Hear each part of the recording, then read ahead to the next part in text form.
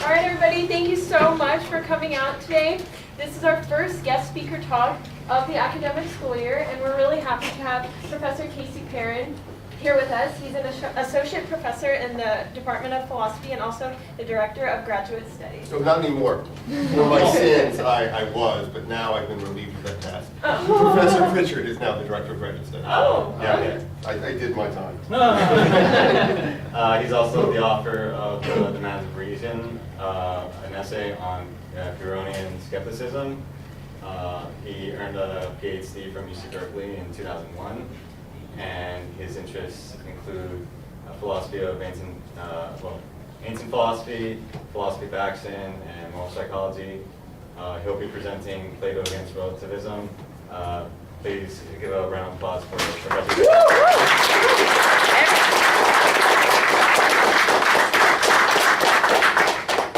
Thank you, Adrian and Melissa, for inviting me, and thank you all for coming on a Thursday night when I'm quite sure you've had better things to do.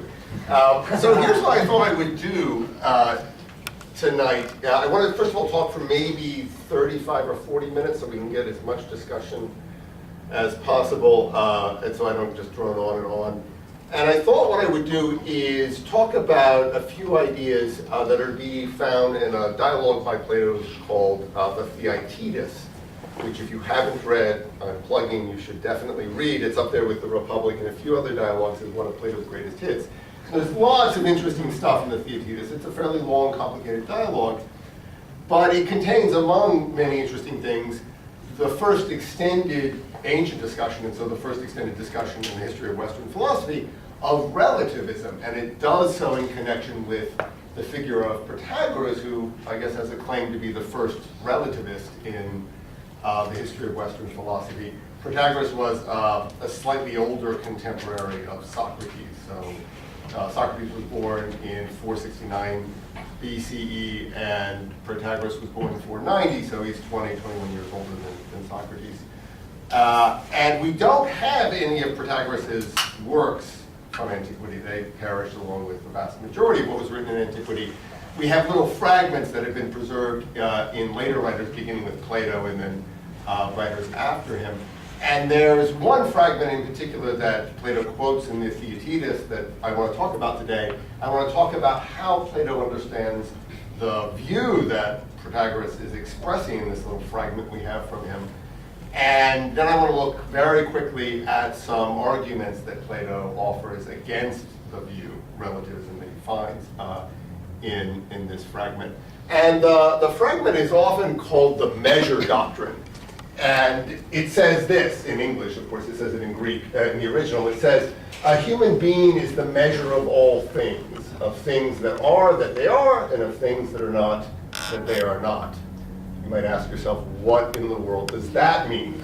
And that's exactly the question that Plato asks. It's not clear what is being claimed when Protagoras claims that a human being is a measure, let alone the measure of all things. And so Plato says that in the same work called Truth, in which Protagoras wrote this claim about human beings being the measure, he also said that what he meant when he said that a human being was a measure is that if it appears to some human being, like Socrates, that some proposition is true, that the sun will rise in Athens tomorrow, then it is true for Socrates that the sun will rise in Athens tomorrow. And the crucial part of this is this expression, true for. It makes the truth of this proposition P, whatever it is, relative to a particular person, Socrates, to whom that proposition appears. And Plato suggests that this talk about propositions appearing to someone to be the case can be understood in one of two ways. To say that it appears to some person A that P means either A perceives that P, in the way that you might perceive that the pizza is now cold, or A believes that P, in the way that you might believe that the speaker is very eloquent. In either case, it counts as a case of appearing. And so what the Measure Doctrine says is that if you believe some proposition, or if you perceive that something is the case, then what you believe or what you perceive is true for you. Not true, period, but true for you. All right, now, if that's what Protagoras means by the measure doctrine, then the first thing we can say is the measure doctrine expresses a version of relativism, where relativism is just the claim that truth is relative rather than absolute. Specified at that very general level, more has to be said. Relative to what or to whom, we'll get to that. But in the first instance, you can think of relativism as just the thesis that truth is relative to something, so that whenever you make a claim of the form P is true, or P is some proposition or sentence, you have to add for the relevant individual, culture, society, social group, community, whatever it is that you as a relativist are relativizing truth to. So it's a form of relativism, and notice that Protagoras says that man is the measure of all things, not of some things, of all things. So the version of relativism that is being expressed here is what we might call global relativism. It says, in effect, all truths are relative truths. Now you might contrast a global relativism with a local relativism that just says truths of a certain sort or truths in a certain domain are relative. So you might be a relativist about, to take an obvious case, etiquette.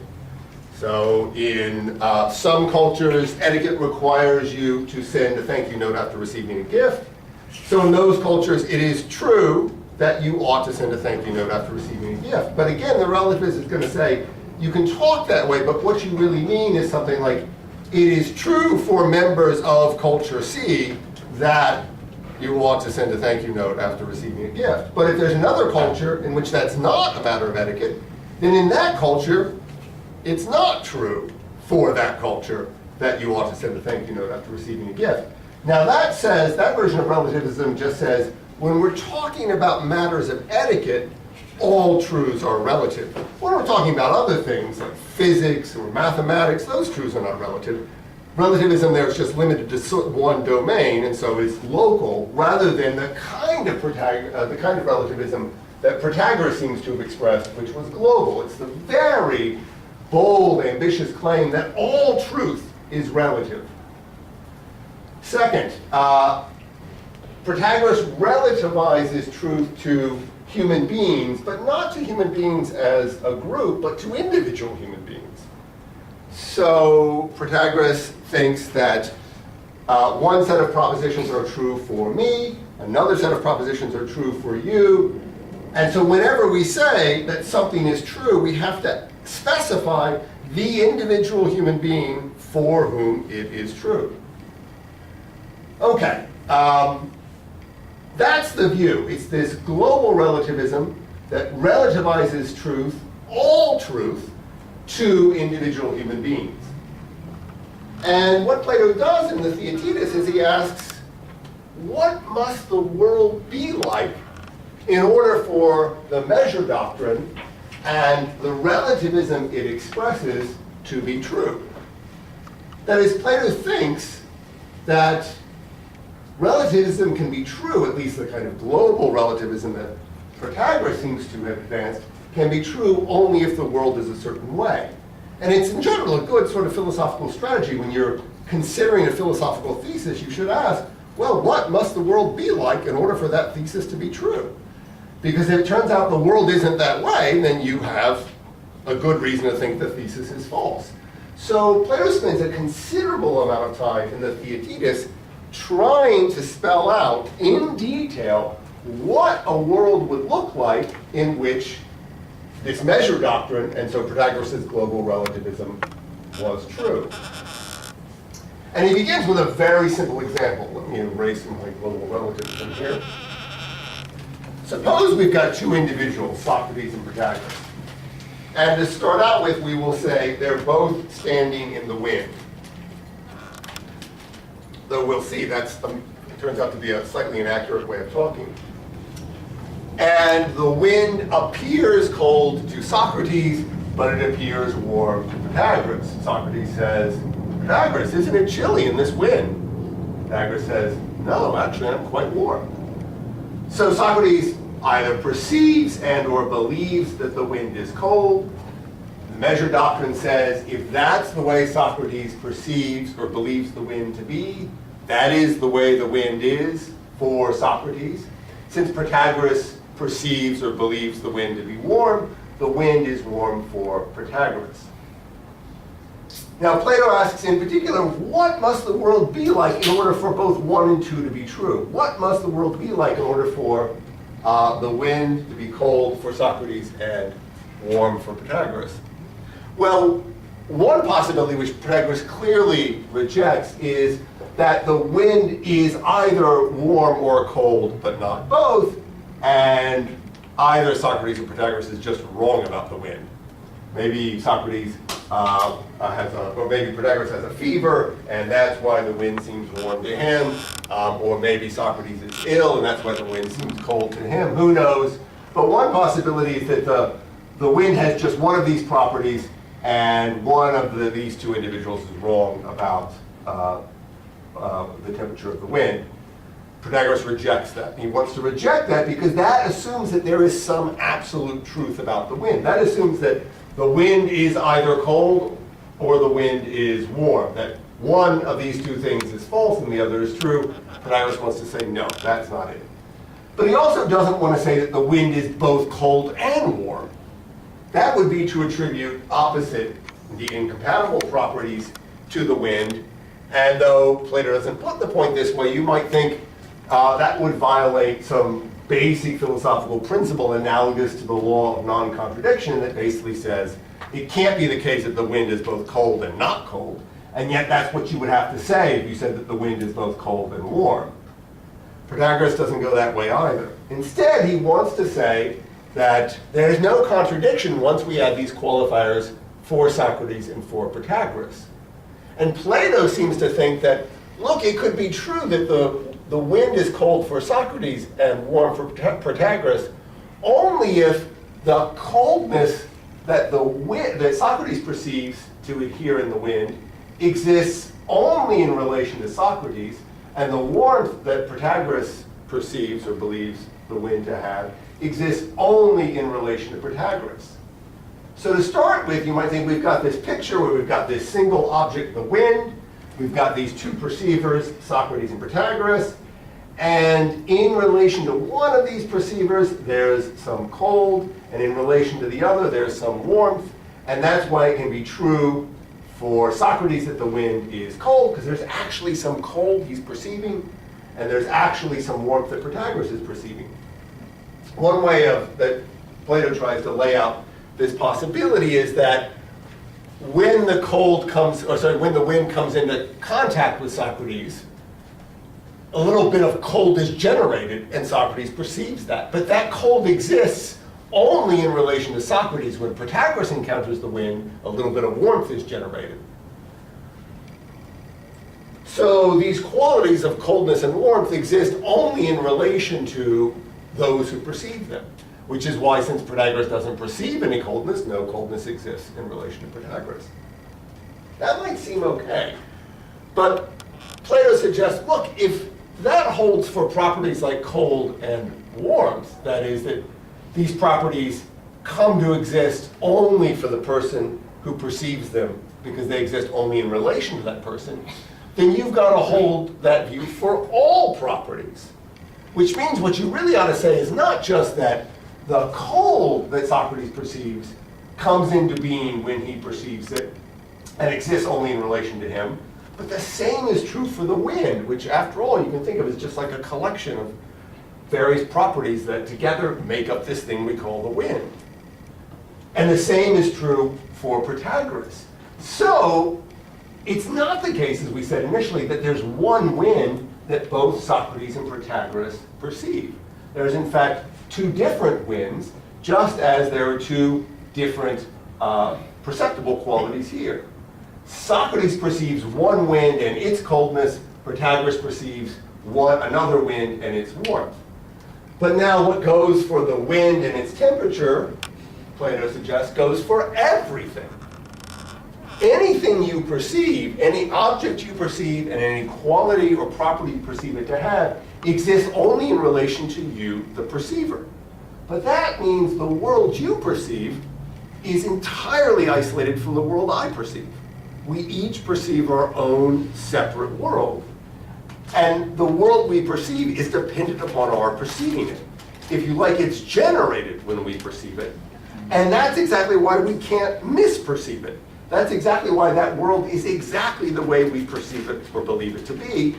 That's the sense in which a human being is the measure of that world. The way that world appears to the human being whose world it is the way that world actually is. And I think, okay, that's pretty radical. It gets even more radical. Because you might think, well, so we don't have public objects and their properties. Socrates has got his wind, Protagoras has got his wind, two different winds. It turns out we don't even have stable and public perceivers. Plato thinks that if you really want to ask what the world must be like in order for the measure doctrine to be true, then you can't just say that objects and their properties depend upon the people who perceive them. You also have to say perceivers depend upon the objects and properties they perceive. So perceivers come to be and exist alongside of the things they perceive.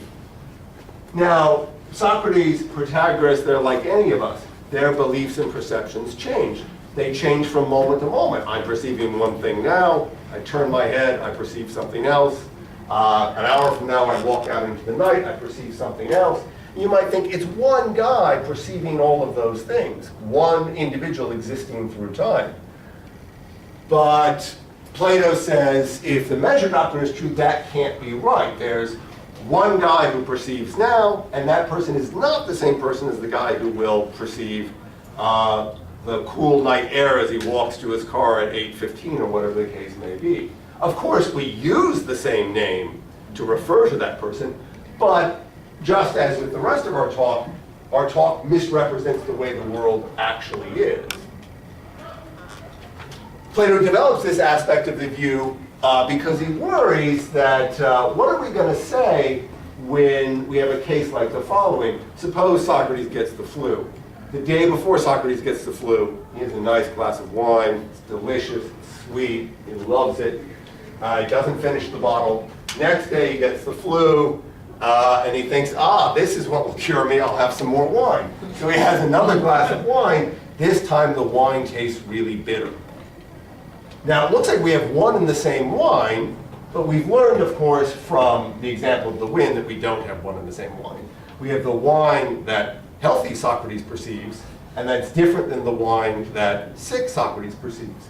And the quality that healthy Socrates perceives the wine to have, sweetness, exists only in relation to the Socrates who is perceiving that wine to have that sweetness, and the same with the bitterness. But it turns out that healthy Socrates is himself different from bitter Socrates. We're really talking about two different perceivers, because we have perceivers at two different moments of time perceiving two different worlds. Now clearly there's some relation between healthy Socrates and sick Socrates. Healthy Socrates is related to sick Socrates in a way that I'm not related to either one of them. But that relation isn't identity. What that relation is, Plato doesn't say. He just suggests it can't be identity. This really weird picture of the world that Plato thinks is required by the measure doctrine is what Plato calls the secret doctrine. And he suggests it's the secret doctrine because it's so radical that Protagoras wouldn't articulate it in public. He would share it only with his most loyal followers. It was his secret. And one way of thinking about the secret doctrine is it says that the world is in a kind of total radical flux. In fact, Plato goes so far as to say, if you really want to try to describe the world required by Protagoras' global relativism, you have to abolish the word is. Nothing ever is, because Plato thinks talk of is implies a stability that doesn't exist in the world described by the secret doctrine. It also suggests that things have properties through time and independently of how they perceive, and that's not the case. So instead of talking about things being a certain way, the car is red, the pizza is cold, the wine is bitter, you have to talk in terms of becoming. So you have to say something like, the wine becomes bitter when drunk by 6 Socrates. The pizza becomes cold when tasted by Alyssa, and so on. So what you have are properties or objects, their properties and their perceivers coming into being in relation to one another all of the time, but existing only momentarily. That, Plato thinks, is the way the world must be if Protagoras' global relativism is to be true. Okay, now that that's described, Plato thinks we can ask ourselves, is the world actually that way? And if it's not, then we can know that the Measure Doctrine is false. Now, actually, if we sort of seminar or class on the Theaetetus, we could go through, I think there's a total of 9 objections that Plato raises to the Measure Doctrine and to Protagoras' global relativism. We're not going to go through all of those or even most of those. But there are 3, I think, that he thinks are especially important. And 2, I'll mention the third one, but 2 of those I want to talk about a bit. So here's the first objection. Realize that the Measure Doctrine says that all of a human being's beliefs or perceptions are true. You never get anything wrong. If you believe something is the case, then that is the case, crucial qualifier, for you. May not be the case for me because I believe something else. But if you believe that the marginal tax rate should be 80%, then it's true for you that the marginal tax rate should be 80%. If you believe children ought not to be fed green vegetables, then it's true for you that children ought not to be fed green vegetables. If you believe that the climate is not changing, then it's true for you that the climate is not changing. So you never have any false beliefs, you never have any false perceptions, because again, your beliefs are about and your perceptions are of this private world of yours that exists only in relation to your beliefs and perceptions. Well, this is the first objection Plato says. If that were true, there would be no experts. No one would be wiser than anyone else. And he clearly thinks, obviously, some of us are wiser than others. Clearly, there are some experts, so Protagoras' relativism must be false. But it's worth thinking about just what he means when he says that if Protagoras' relativism is true, no one is wiser than another person. What Plato means by that is that being wiser than someone else means having not just true beliefs that the other person lacks, but having true beliefs about some matter about which that other person has false beliefs. So if my mechanic is wiser than me about car engines, that mechanic has true beliefs, not only that I lack, I might actually have beliefs about car engines, but my beliefs are false and his are true. And for that reason, because he's an expert on whatever the internal combustion engine, he can correct my beliefs. And he can do so by teaching me about the internal combustion engine. He can point out which of my beliefs are false, explain why they're false, and then replace those false beliefs I had with true beliefs. When Plato talks about one person being wiser than another, that's what he has in mind. One person being able to teach another person by correcting his or her beliefs and replacing their false beliefs about a given subject matter with true beliefs. Now, Plato says, obviously that can't happen if the Measure Doctrine is true, because the Measure Doctrine says that there are no false beliefs. Or if we're being really careful, what the Measure Doctrine says is no one has any beliefs that are false for that person. So I don't have any beliefs that are false for me. Remember, we can't talk about false, full stop, period. We have to talk about false for someone, according to relativism, just like we have to talk about true for someone. So Plato says, well, obviously, since the Measure Doctrine says there are no false beliefs, full stop. Everyone has beliefs that are true for them. No one person can correct the beliefs of any other person. And so no one person is wiser than another person. Now, who knows if Protagoras actually thought this or not, but Plato attributes Protagoras an interesting response to this objection. Protagoras says, in effect, look, Plato, you misunderstand what wisdom is. You've got this mistaken view that wisdom consists in being able to correct other people's beliefs by replacing their false beliefs with the corresponding true beliefs that you have. That's not what wisdom is. Wisdom is being able to change beliefs. And you're changing those beliefs not by changing them from being false to being true. Instead, you're changing what a person believes or how a person perceives the world.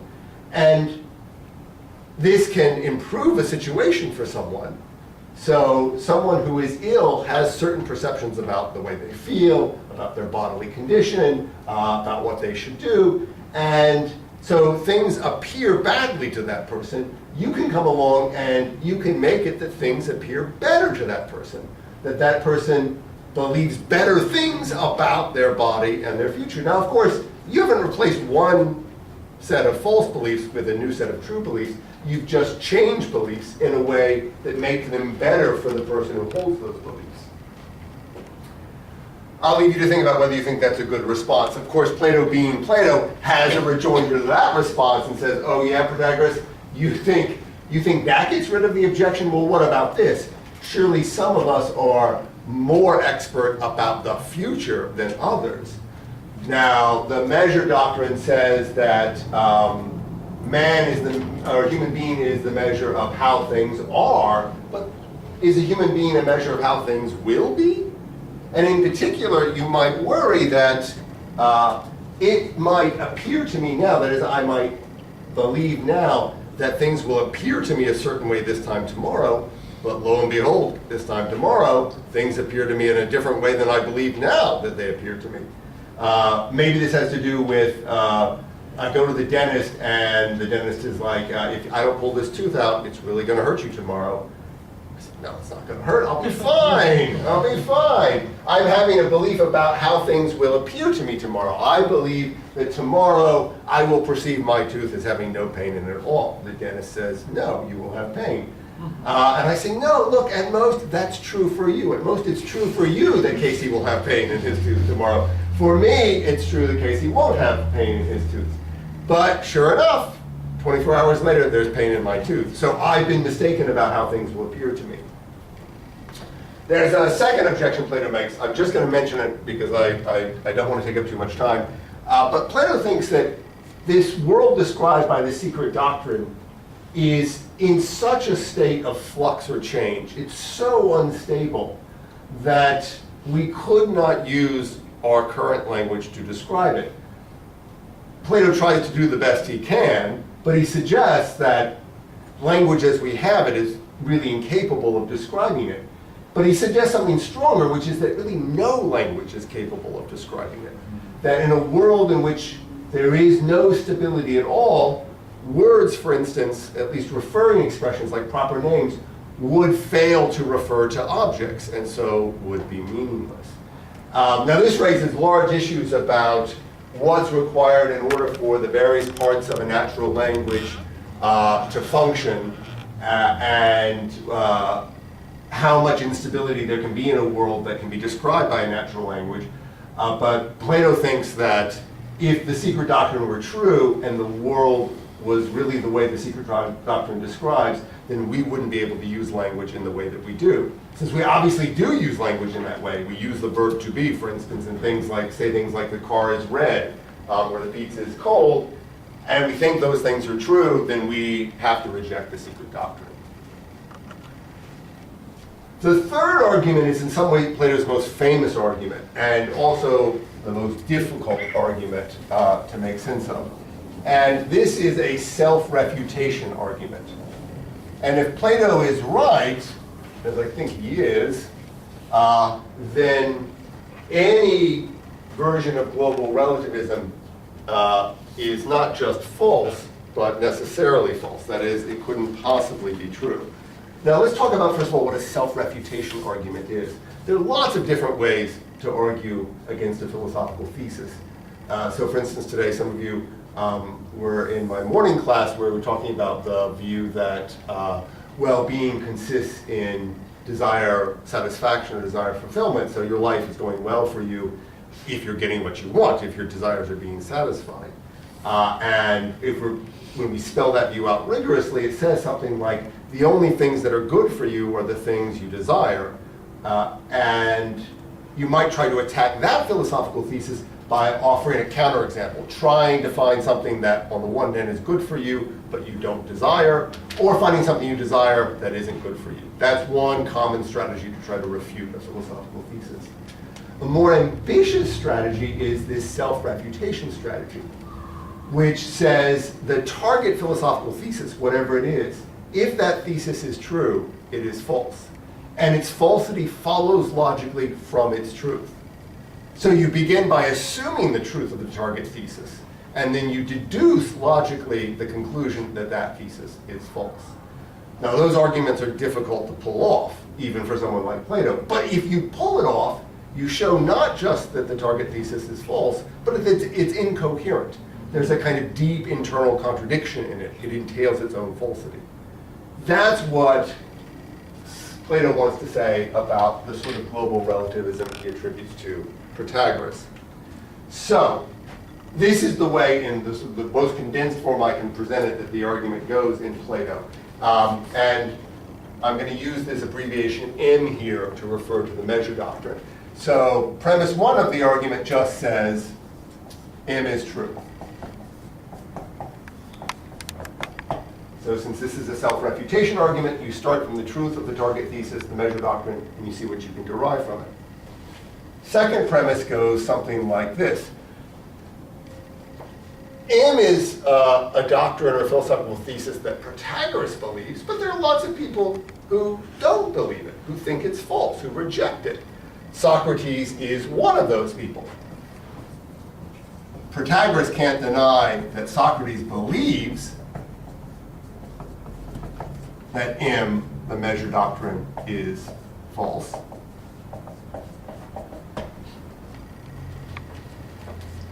Well, what follows from 1 and 2?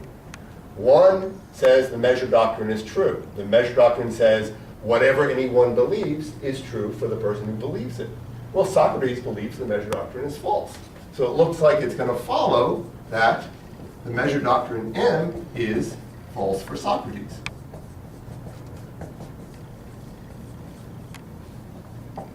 Now notice, we're still using what philosophers call a relativizing qualifier. We're still relativizing the falsity of the Measure Doctrine to Socrates, and you might think, well, that's fine.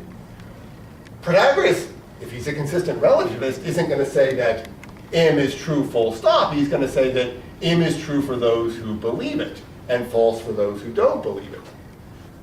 So since Socrates doesn't believe M, M is going to be false for Socrates. Now Plato thinks you can get from that third premise that M is false for Socrates, that M is false, period, or full stop.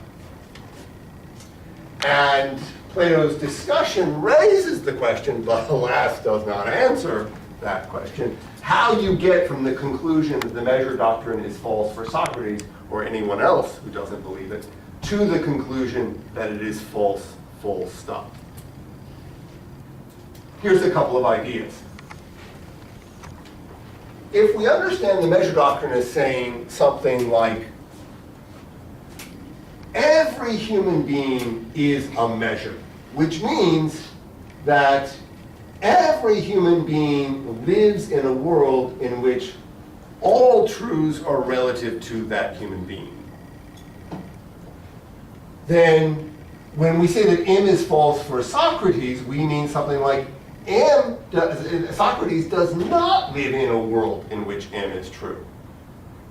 But if Socrates does not live in a world in which M is true, then Socrates lives in a world in which some truths are absolute rather than merely relative. And since M is false for Socrates, one of the truths in that world that are absolute rather than relative is the truth that M is false. Here's another way of possibly making sense of this. M says that every human being is a measure. 3 says M is false for Socrates. That might mean Socrates is not a measure. What else could it mean, you might think? To say that M is false for Socrates might just be to say Socrates is not a measure of how things are.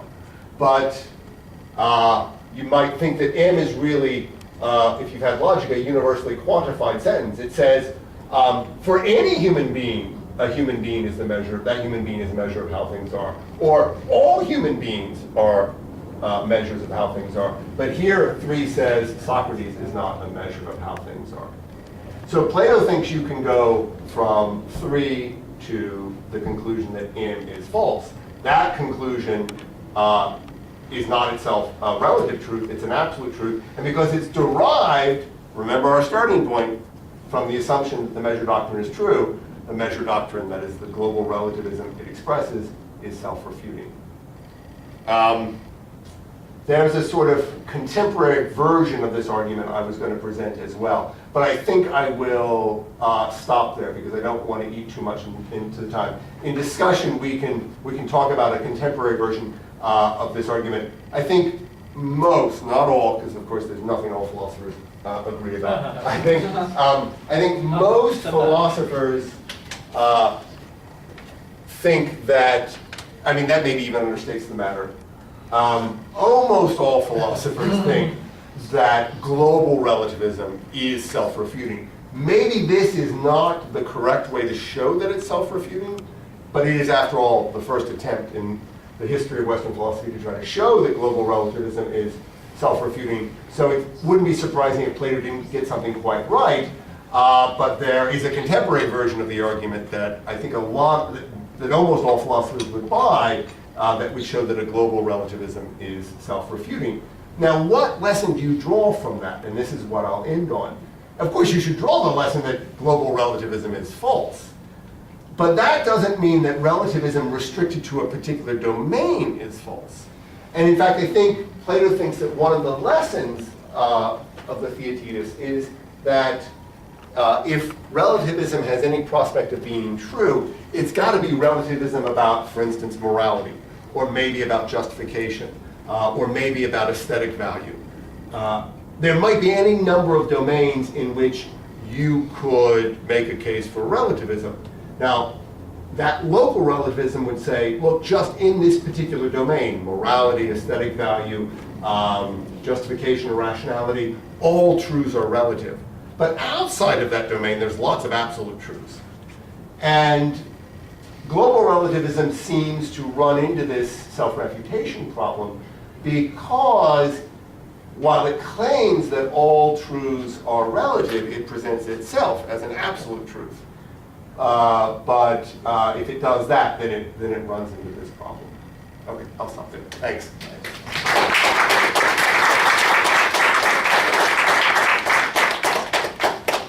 All right, thank you so much, Professor Perin, for coming and speaking to us. My pleasure. We're gonna cut to food break, so feel free to get some food and drinks. After 10 minutes, we're gonna have a Q&A session where you can ask Professor Perin questions concerning the talk. Thank you.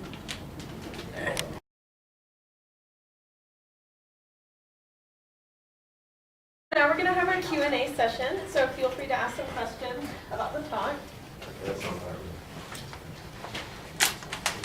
It's going to be the break for soul. You in the back? So, can you elaborate more on what you mean by how relativism can exist on a smaller scale in society than, Good. of course, global? Yeah. So if you think of any version of relativism as making the claim of a claim of the form, there are no absolute truths. Now you might just say that there simply are no absolute truths. And that unrestricted global view is what seems vulnerable to the self-refutation argument. but you might say there are no absolute truths about morality, or about race, or about gender, or there are no absolute truths about etiquette. And there what you're saying is, I'm just talking about a particular subject matter, what I was calling a domain, and with respect to that domain, well, I'm saying all truths are relative. But that leaves all the other domains, and since this is just one domain among presumably many, many, you're basically saying something like, look, of all the truths in the world, imagine, I mean, I don't know how to draw all the truths in the world, but imagine this is the set of all truths in the world. This set right here, truths about morality, let's say, those are relative truths. I can say that and admit that the rest of these truths are absolute truths. Now, here's why this could be useful. Suppose we're talking about a relativism about morality. So I have the view, I'm running out of space here, but I say something like, let's call this a thesis, we're already using M, so let's call it like E for ethics. We say something like, all ethical truths are relative.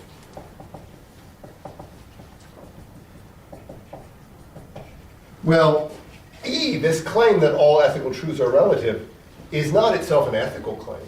It's a claim about ethical claims. So you can say E is an absolute truth. It's an absolute truth about ethical truths, namely that they're relative truths. As soon as you can say that, then it's going to be much harder to construct a kind of self-refutation argument. Because the self-refutation argument, in its different versions, exploits the fact that relativism presents itself as the absolute truth that all truths are relative. And see, that generates a problem, an inconsistency. Did that help? Yeah. Okay, good. Thank you. Professor, I feel like any example that you give using the Measure Doctrine, you will say, okay, you're accepting, if me and you are talking about something, or say our experience of standing in the wind, then we both accept something, for instance, at least that the wind exists and that we're located here, and things of that sort. So in that sense, can you say it's self-refuting again, because there are some things that you take for granted before even setting off on a debate of some sort, before even establishing a position. We're establishing that we're talking about the same thing. We're talking about, Right. We're in the same place. Even though we experience it differently, that's a different Right. story. But we're acknowledging that something like that is even there. Right. So wouldn't that be enough to set some alarms off? Yes, it would, which is why I think Plato thinks if relativism is going to be correct, and if you're going to be consistent relativism, then you have to somehow give up talking about the wind. There's your wind, there's my wind. And even you say, well, we're both here, we're both in Irvine. Well, no, you're in your Irvine and I'm in my Irvine. And you have to relativize everything to individuals. And of course, that's not the way we talk. So, and the relativists could concede this and say, look, just like the way we talk is not well suited, say, to describing the quantum level, it's not well suited to describing the way other aspects of the world are. In particular, it doesn't capture the relativistic aspect of the world. And so we have to actually, though, we have to start by, as it were, speaking with the vulgar, speaking the way we normally speak. If we really want to speak consistently with the truth of relativism, we have to alter the way we speak. Now, of course, we can't really do that, but we can do that on a small scale in the way that I can start talking about the wind for me, and you can talk about the wind for me, where obviously the word me has different reference there. So you're right that here's a way of putting your point. The ordinary way we talk seems to imply that relativism is false. So if relativism is true, we need to revise the way we ordinarily talk. There's something misleading about the way we ordinarily talk. But now we're prepared to accept that general idea with respect to other things like science. We ordinarily say this is solid, but physics tells us this is not solid. Now, if we were to walk around trying to speak in strict accordance with, the truths of physics, we would stop referring to things as solid, but we don't. But that doesn't make it false that this isn't solid. It just means we can't change our way of speaking to accommodate what we now believe to be the truth about the way things are. Taylor? Can I piggyback off that? Definitely. Because I was talking earlier about some stuff I saw in Buddhist metaphysics, and I think what they do in Buddhism, which I think is a kind of a good conceptual tool, is to break reality into like the absolute truth of the thing. The phrase I like to use, I was saying earlier, is like the map is not the territory, is the usual saying, right? And that's just saying that essentially the thing you are perceiving that relates to everything in existence doesn't give you all the richness and detail of everything in existence itself, right? And so what we do, or what I've seen in Buddhism thus far, is that they separate reality into, arbitrarily, into a conventional realm in which you can be like, yes, the Dusk is there, it is solid. And then there's the absolute realm in which things start to break down and don't make sense, like the singularity of black hole or sort of. Or like this is not solid, or it's both solid and not solid, or that kind of thing. So I think that gets close to the view of the world that Plato thinks the relativist has to endorse. We have to be so some of the things you said suggested that each of us can have at most only a partial view of the world. But that implies that there is a part of the world we view, and we view it correctly. It's just that there's lots of other parts of the world that we don't view and that others do view. But that suggests there's a common world, we all view that common world, we just view different parts of it. That's definitely not what the secret doctrine says. The secret doctrine wants to say there is no common world. There can't be a common world if everything I believe is true and everything you believe in is true, but your beliefs look like they conflict with my beliefs. Well, how can, if you say the wind is warm and I say it's cold, how can both things be true? And the relativist says, well, they can both be true because the wind you're talking about is different from the wind I'm talking about, because it's in a world that's different from the world that I'm in.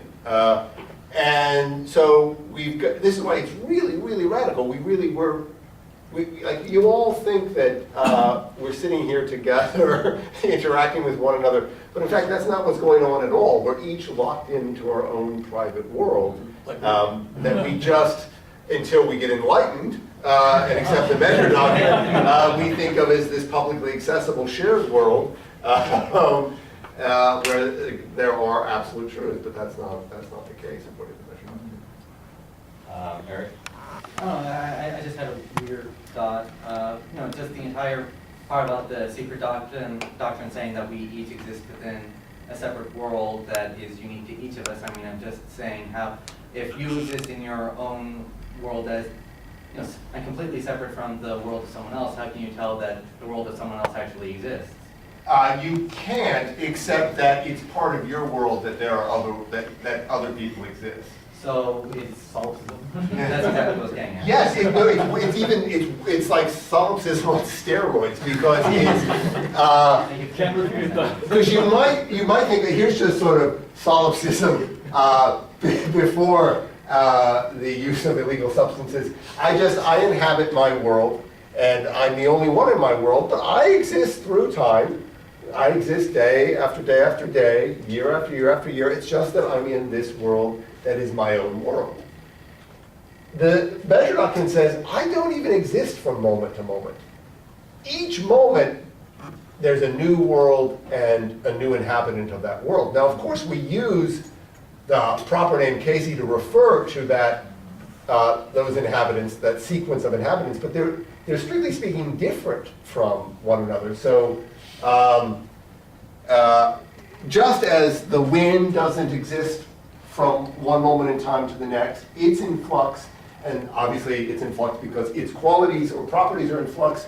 So a perceiver like Socrates is just another object with properties, and his properties are in flux, and so he's in flux, which just means he exists for an instant and then is replaced by, again, we don't know how to talk in this way, but one wants to say a new Socrates. In fact, there's a passage where Plato is struggling to articulate this view, but he says that what we perceive at a given moment is unconnected with anything else that we perceive at any other moment and with any of our other selves. And of course, what he means by that is that there's a bunch of other perceivers located at different points in time who are my other selves. That doesn't mean, but what makes something my other self? Well, it's not another perceiver's being identical with me, because the secret doctrine has to deny that. But there's some relation weaker than identity that connects me to certain perceivers and believers in the future and other perceivers and believers in the past. And I'm connected to those perceivers and believers in a way that none of you are, and that's what makes them my future and past selves. This is eerily close to a view of personal identity put forward by a philosopher who just died a year or two ago, Derek Parfit.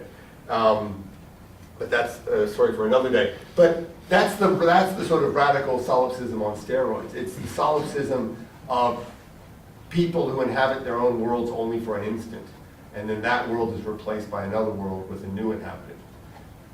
It's like when you do a teleportation in like the Star Trek. Yes. So they destroy your I body. can't believe you guys watch Star Trek. Hey. That's old school. Classic. That's where I get all my philosophy originally. Yeah, you know, if they ever invent a teletransporter, do not get into it. It will be death. You think you just, you know, you'll step in, and the next moment you'll be in Times Square in New York. And you're like, this is great. I didn't have to have a 6-hour intercontinental flight. But no, you've actually died. And that person in New York, that tailor in New York, that's your future self, but that ain't you. That person's not identical with you. They just bear this weaker relation. You've died as soon as, you know. So it's like a radical version of that. Essentially, we're all just teleportation. Yeah, only, I mean, we have no choice. In the secret doctrine, we all just exist for an instant. You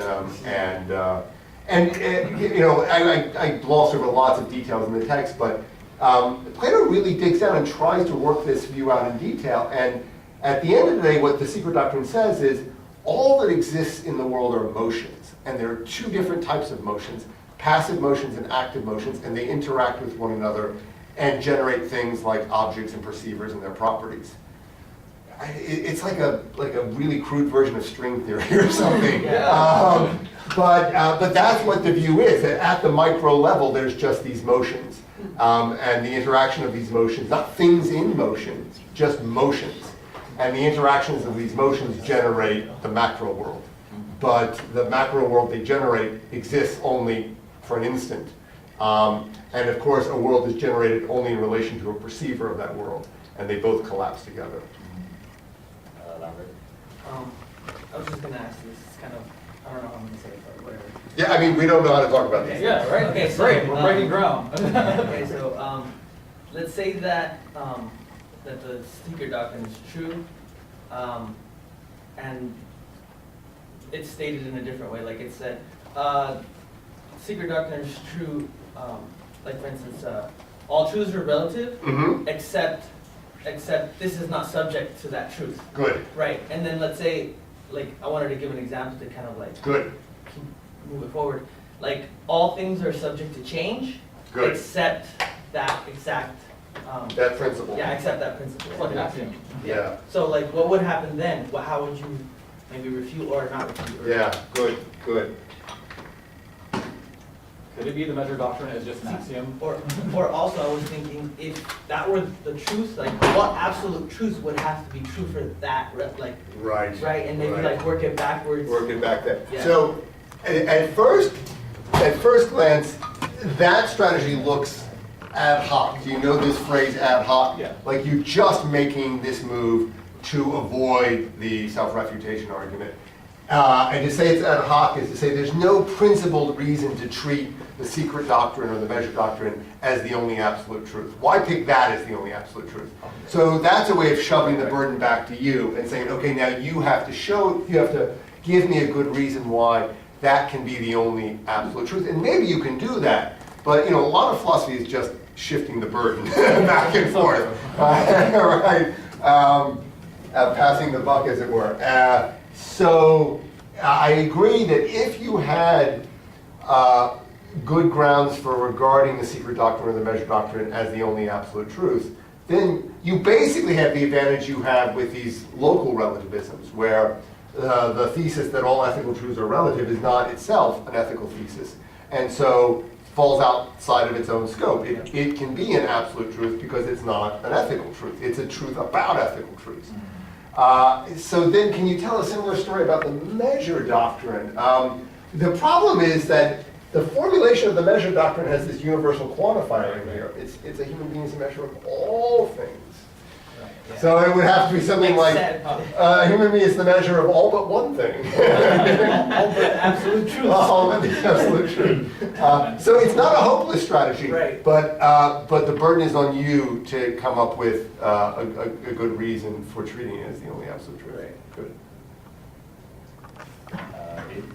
Yeah, so does Plato talk about relativism and the existence of God, and if there's any relation between the perception of God being relative, and maybe that playing a role in denying the doctrine itself, that there is only one perception of one God, there's a certain way of having the form. So does Plato talk about that? He doesn't, or he doesn't at any. The short answer is he doesn't. What's a little weird is that we have another fragment from Protagoras. Now I cannot recall the exact wording of that fragment, but the gist of it is that Protagoras doesn't talk about or believe in the gods. So that Protagoras was an atheist. Now you might think, well, how does that sit with your relativism, Protagoras? Because at most it looks like all you're entitled to say is that it is true for Protagoras that the gods do not exist. But it doesn't follow from that that the gods don't exist. Because it might be true for Socrates that the gods exist, in which case the gods do exist for Socrates. So at most, Protagoras is making a claim about what's true in his own private world. There are no gods in Protagoras' private world. But of course, that is just one world among a great many.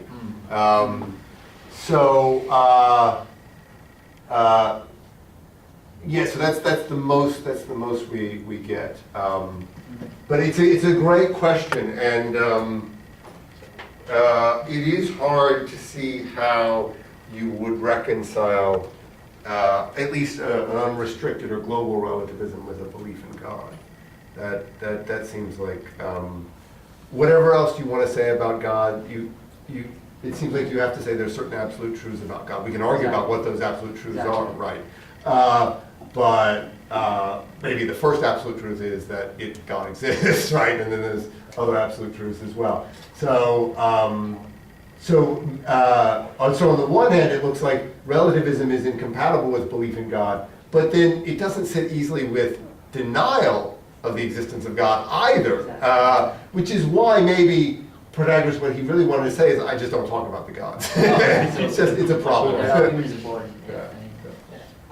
Good. Do you have any suggestions for further reading on this topic, or for Plato in general? I knew you had asked me earlier for readings on ethics, and I was like, I got nothing. All of this stuff comes from the Theaetetus, which, like almost all of Plato's dialogues, are just a delight to read. And they really are. I say that. Why do you laugh? I'm hurt. No, it's really a delight to read.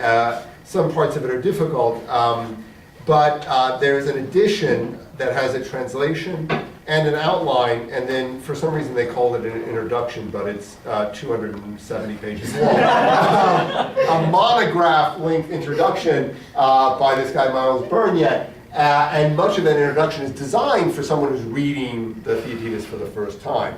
And so he's an excellent guide to the issues that are being raised in the Theaetetus. So that's where I would start. I mean, that introduction is now, I think, maybe 20 years old. So, you know, in philosophy, writing has a shelf life of like, I don't know, 6 months. So, which is why philosophers should be very humble about their own work. So the fact we're still reading Miles' introduction 20 years later is some testament to its quality. But I would get a hold of this particular edition by Hackett of the Theaetetus. It's got a great translation, and then this long introduction by Miles Burnett. And it's nice to read the dialogue along with this kind of expert guidance, because it really, the dialogue is fun to read to begin with, but parts of it can be hard to understand, and then you've got this guidance from someone who has spent a great deal of time thinking about this dialogue. We have time for some more questions. I had to get to the question of of between, like, I feel like belief and perception. Oh, yeah, you wanted to ask about that, yeah. Seems really relevant to this. Yeah, so this is thorny, and I don't have a worked out view on this, and there's lots of sort of dull scholarly articles on this. But one of the other arguments that Plato introduces that I didn't talk about insists on the difference between belief and perception. That's a difference that Protagoras seems to want to run together, and he seems to want to count belief as a type of perception. And it's not clear why, but one plausible thought is that he regards both what we would think of as ordinary sense perceptions, like when I touch the stove and it's hot, or I smell the aroma of the pizza, or whatever. I am being acted upon by something in the world, some object that has sensible qualities that is affecting my sense organs in such a way that I get this perception or this sensation. And Protagoras seems to think beliefs are just like that as well. We don't we don't craft or form our beliefs. We're not the authors of our own beliefs. They come to us. We find ourselves with our beliefs. And so we're passive with respect to our beliefs in just the way that we're passive with respect to our sense perceptions.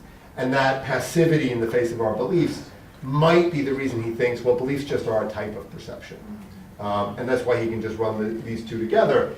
And at first, the discussion of the Measure Doctrine just involves things like perceiving the wind to be cold or warm. But then, by the time you get to the self-refutation argument, we're talking about beliefs.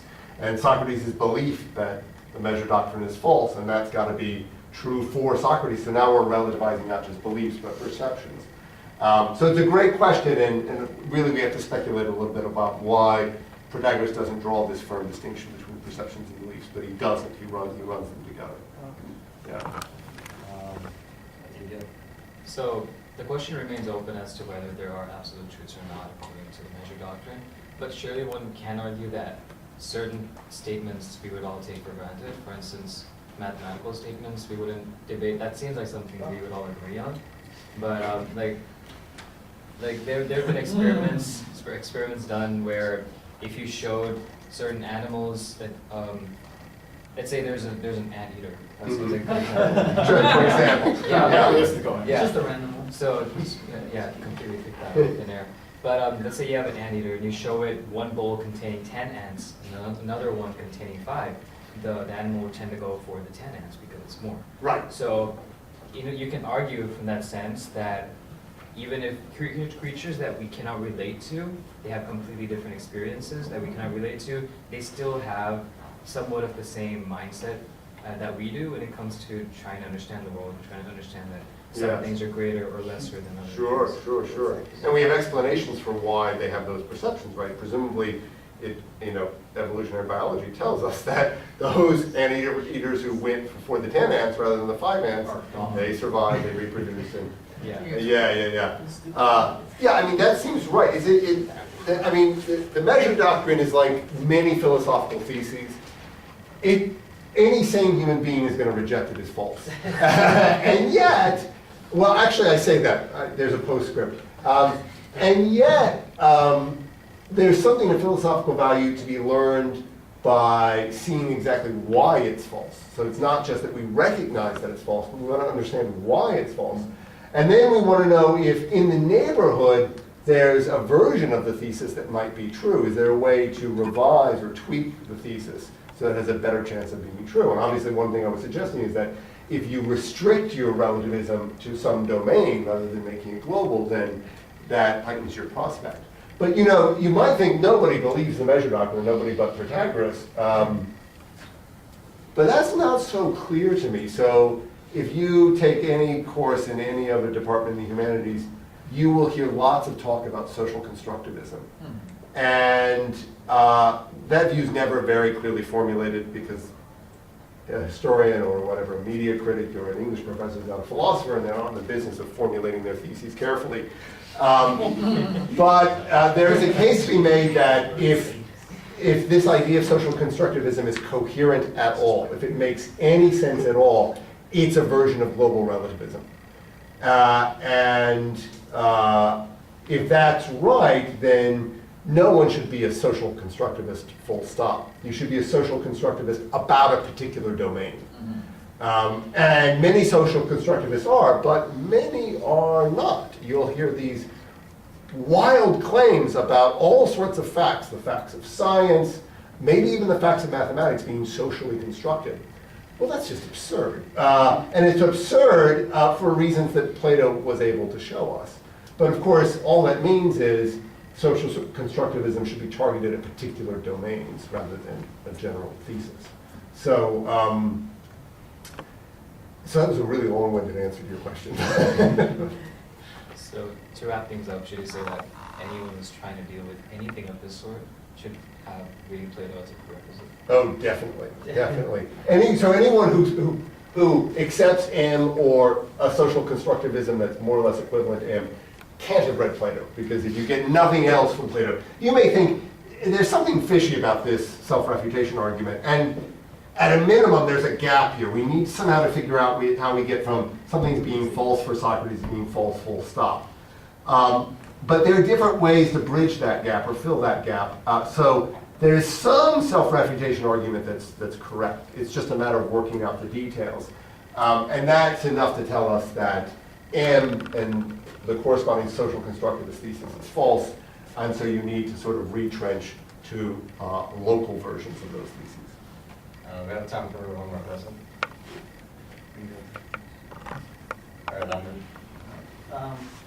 So I'm open to the idea that perception and belief have like this transactional nature. Like there one could affect the other, and they could affect each other, right? Mm-hmm. Yep. But does that necessarily mean that this measure doctrine has to be true for that to be true as well, or is there another way to maybe have that true and not have it under the context of the Good. So what you're really asking is there some thesis about the relation between perception and beliefs that can be true even if the measure doctrine is false? It's going to depend on the details of that thesis. Right. Yeah. And there are lots of puzzles about exactly what the relationship between perception and belief is. But what the measure doctrine has this strong consequence that all of our perceptions and beliefs are true for the perceiver or believer who has them. And I don't see that there's a way to make that claim. But that there is some, what you were calling transactional relationship between perception and beliefs, that might be true, or some version of that view might be true even if M is false. Yeah, that's right. I mean, one of the nice things about Plato's discussion is it raises, in really acute or sharp way, the question about the relationship between our perceptions and beliefs. Like so much in Plato, the question is raised but not necessarily answered, so Plato leaves the work for you to do. But my own view is that the really hard work in philosophy is coming up with the right questions to ask. And then coming up with answers to those questions is much easier. Coming up with correct answers, of course, much harder, but coming up with answers is much easier. One quick question. Yeah. Just because I just barely started reading Plato. So I heard that he uses other people in dialogue, he never uses himself. Yes. And so how do we know that the people that are speaking, it's his point of view, or it's that actual person? Like Socrates, for instance, actually disseminating his point of view, rather than it's him, and it's not actually Socrates this time in that dialogue, but it could have been in some other dialogue. We don't know. We don't know in any given dialogue whether what comes out of the mouth of Socrates, if Socrates is in that dialogue, if that's what Plato thinks, if that's what the historical Socrates thought. We don't know anything. So it's best to be very cautious here. Now, it's hard not to read some dialogues like the Republic, where Socrates lays out this really complicated philosophical set of theories. It's not a single theory, it's a set of theories about everything from the ideal state to the objects of knowledge, to the fundamental constituents of reality, to the parts of the soul, the nature of pleasure. It's a smorgasbord of philosophical views, and they're worked out in some detail. And it is, on the one hand, hard to read that and think, well, surely at least when he wrote this dialogue, this was his view. Now, I'm an outlier here, because I think most people who work in ancient philosophy want to say, yeah, that was his view. And in fact, that view changed a little bit, but not that much across a variety of dialogues, and we can identify those differences and explain a lot of them away. That might be right. Like I said, we don't know shit, so I don't know that that's not right, but I don't think there's a lot of reason to think that it's right. It seems to me that, I'll give you a short spiel, it seems to me we should think of Plato as not a philosophical theory builder or dogmatist. We should think of him as sort of a philosophical explorer. He takes up certain ideas and he works them out. And in general, that's what we philosophers do. He doesn't have to hold those ideas to work them out. He wants to see where they go, what their consequences are, how plausible he can make them. And he can do all of that while being still detached from them. And maybe he's more attracted to some ideas, and sometimes less attracted to others, but they don't necessarily have to be views he holds, right? And I think there's a traditional way of thinking about philosophy as just the having and holding of philosophical views. And it seems to me that's a very narrow, blinkered conception of what philosophy is. It's in fact the least important part of philosophy, in my view. But like I said, I'm an outlier in that. I think most philosophers think it's all about the views, getting the views, and then once you've got your views, it's like you are you're being besieged, and you're in your castle, and you have to defend your views at all costs, right? And that's what philosophers do. They defend their views, even when it becomes painfully obvious the view is false or defective. Then it seems to me there's some intellectual dishonesty. But why all this fuss about holding views? We're really interested in understanding views, whether we hold them or not. And so I'm inclined to see Plato that way, and the dialogue form is perfect for that. Surely there's a reason he never says anything in his own voice. Are we just going to ignore that fact? Maybe it's a statement in itself. In itself, it's a statement. Yeah, that's right. That's the that's nice. All right, thank you, Professor. So that concludes Thank you all very much.